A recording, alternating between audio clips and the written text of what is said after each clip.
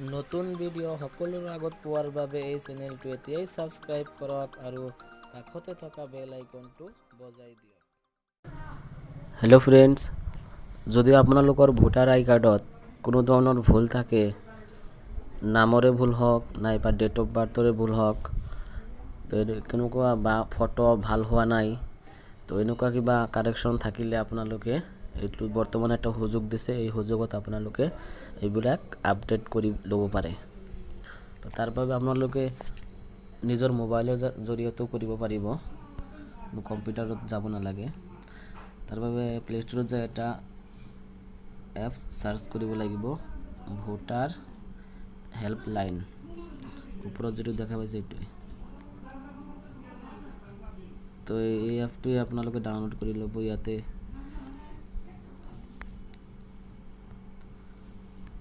মই অলৰেডি এইটো ডাউনলোড কৰি ৰাখিছোঁ, আপোনালোকে ইনষ্টল কৰি ল'ব।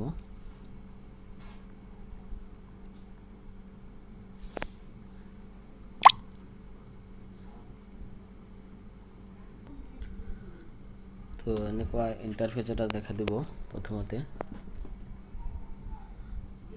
তাৰপিছত আপোনাৰ অলপ পিছত আপোনাৰ এনেকুৱা ইণ্টাৰফেচ আহিব।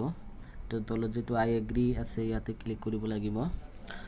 ক্লিক কৰাৰ লগে লগে এইপিনে যিটো আপুনি নেক্সট বটনটো আছে ইয়াতে তলত, এইটো আপোনাৰ ৰঙা বগা হৈ আহিব। ইয়াতে নেক্সটত ক্লিক কৰাৰ পিছত আৰু এটা ইণ্টাৰফেচ আহিব। তো এনেকুৱা এটা ইণ্টাৰফেচ আহিব। ইয়াতে আপোনাৰ এইটো যিটো অপশ্যন আছে EVP, এইটোত ক্লিক কৰিব লাগিব। এইটোত ক্লিক কৰিলে আপোনাৰ এনেকুৱা ইণ্টাৰফেচ আহিব। ইয়াতে দেখাই আছে আৰু 25 দিনমান সময় আছে। এতিয়া চাওক কি আপুনি আপডেট কৰিব পাৰিব। Link Euro mobile with EPIC number, আপোনাৰ মোবাইল নাম্বাৰটো আপডেট কৰিব পাৰে। তাৰপিছত আপোনাৰ ডিটেইলছখিনি আপুনি ভেৰিফাই কৰিব লাগিব ইয়াৰ জৰিয়তে। আৰু আপুনি ইয়াতে এপ্লাই ফৰ কাৰেকশ্যন, যিকোনো কাৰেকশ্যন কৰিব পাৰে। লিংক আপ ইউৰ ফেমিলি মেম্বাৰ্ছ, আপোনাৰ ফেমিলিত কিমানজন মানুহ আছে বা সিহঁতৰ ভোটাৰ আই কাৰ্ড আপোনাৰ লগত এড কৰিব পাৰিব।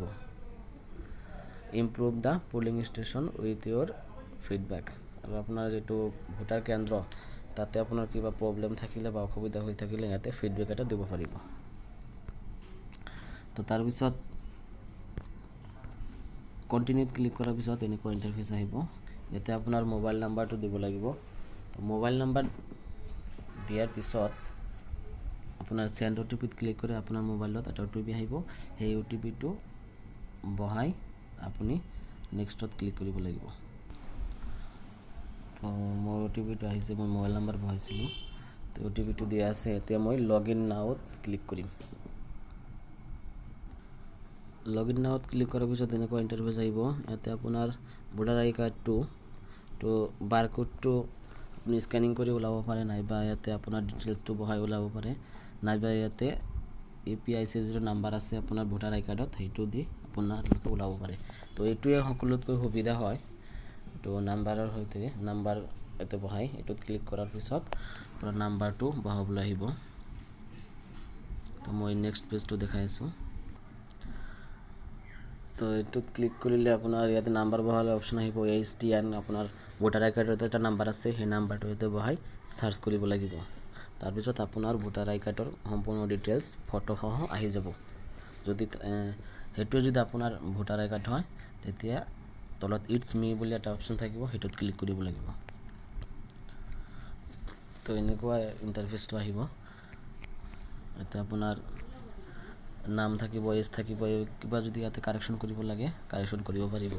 তো এতিয়া যদি আপোনাৰে হয়, এইটো নামটো আপোনাৰে হয়, তেনেহ'লে আপুনি ইটছ মি তলত যিটো অপশ্যন দেখা পাইছে ইয়াতে ক্লিক কৰিব লাগিব। তো ইয়াতে ক্লিক কৰাৰ পিছত আপোনাৰ মোবাইল নাম্বাৰটো লিংক কৰিব দিব। যে আপুনি মোবাইল নাম্বাৰটো লিংক কৰিব বিচাৰিলে তো ইয়েছত ক্লিক কৰি দিব। তাৰপিছত এনেকুৱা ইণ্টাৰফেচ আহিব। ইয়াতে আপোনাৰ ডিটেইলছবিলাক থাকিব। ইয়াতে যিটো ইয়াতে আপোনাৰ ফটোটো আছে, মই এইটো হাইড কৰি ৰাখি দিছোঁ। তো এইটো অপশ্যনত ক্লিক কৰি পেঞ্চিলত ক্লিক কৰি আপুনি নতুন ফটো এটা আপডেট কৰিব পাৰিব। তাৰপিছত ইয়াতে যেটো আপোনাৰ নামটো আছে নামটো আপুনি কাৰেকশ্যন কৰিব পাৰিব কিবা ভুল থাকিলে এটোত ক্লিক কৰি। তাৰপিছত আপোনাৰ বয়সত প্ৰবলেম থাকিলে ভুল থাকিলে এটোত ক্লিক কৰি এটো আপুনি ঠিক কৰিব পাৰিব। তাৰপিছত আপোনাৰ দেউতাৰ নামত যদি ভুল থাকে এটোত ক্লিক কৰি আপুনি কৰিব পাৰিব। তো তাৰপিছত যদি এটো ঠিক হৈ যায় তাৰপিছত মডিফাইড ক্লিক কৰি আপুনি ভেৰিফাইড ক্লিক কৰি দিব। তাৰপিছত আপোনাৰ এটো কমপ্লিট হৈ যাব। তাৰপিছত এটা পেজ আহিব আপোনাৰ পুলিং ষ্টেচন বিলাক এটোৰ ফিডবেক এটা দিব আহিব। মই এটো দেখাই আছো। তো এনেকুৱা পেজ এটা আহিব। ইয়াতে আপোনাৰ পুলিং ষ্টেচনৰ ফিডবেক দিব দিছে। The does the approach the polling station is good condition. তো কন্ডিশনটো যদি ভাল হয় আপোনালোকৰ ভোটাৰ কেন্দ্ৰটো তেনেহলে ইয়েস মাৰি দিব। তাৰপিছত এতে বহুত কিটা অপচন আছে। আপোনাৰ ন্যাচাৰাল কিবা বেৰিয়াৰ থাকিলে এটো ইয়েস মাৰিব, যদি নাথাকে তেনেহলে নো মাৰিব। আৰু যদি 2 কিলোমিটাৰৰ ভিতৰত হয় তেনেহলে ইয়াতে ইয়েস মাৰি দিব। যদি 2 কিলোমিটাৰতকৈ বেছি হয় আপোনাৰ ঘৰৰ পৰা পুলিং ষ্টেচনটো তেনেহলে আপুনি নো মাৰি দিব। তাৰপিছত আপুনি কিবা কটকটিৰ ব্যৱস্থা থাকিলে আছে নে নাই মানে পুলিং ষ্টেচনলৈ যাওঁতে তেনেহলে ইয়েস নো এইবিলাক মাৰি দিব পাৰিব। তাৰপিছত আপুনি সাবমিট বটনত ক্লিক কৰি সাবমিট কৰি দিব। আৰু যদি এটো আপোনাৰ যদি ইচ্ছা নাই যে এইবিলাক আমি নিদিও তেনেহলে স্কিপ মাৰি দিব পাৰে, তথাপিও হ'ব। তো তাৰপিছত আপোনাৰ